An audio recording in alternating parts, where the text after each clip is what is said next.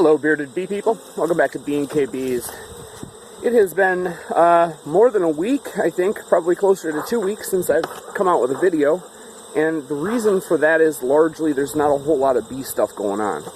We pulled honey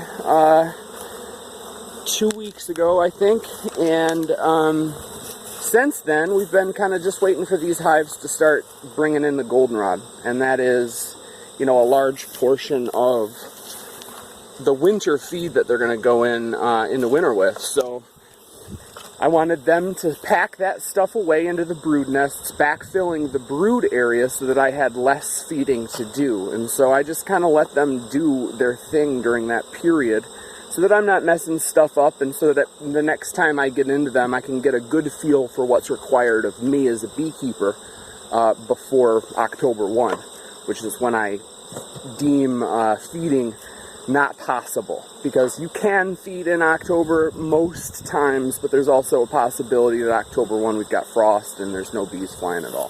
What's up, Katie? Nothing, this side looks great. Okay. Now today is September 1. I've got 1 month left with which to feed and get things combined and get things winter ready. And so we're out today checking out some hives and seeing how they look.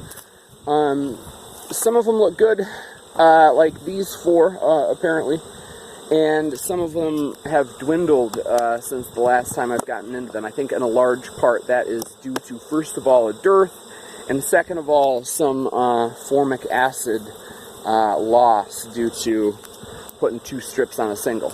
But it's the most effective treatment that I have available to me for late summer, so we continue to do it. Sometimes it hits these singles a little bit harder than I'd like.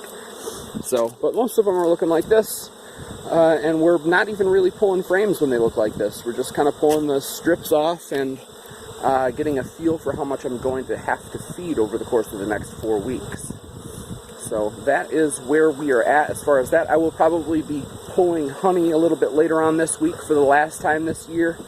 I'll come out with videos about that stuff because I know you guys love honey videos.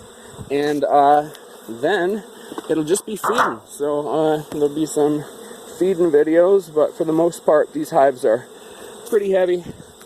So my plan, which was to pull all of the honey boxes off of these out yards on August 15th and to let them get heavy, is working pretty well. But like I said, some of them are a little bit thinner than I'd like, but it never works out perfectly in the world of beekeeping.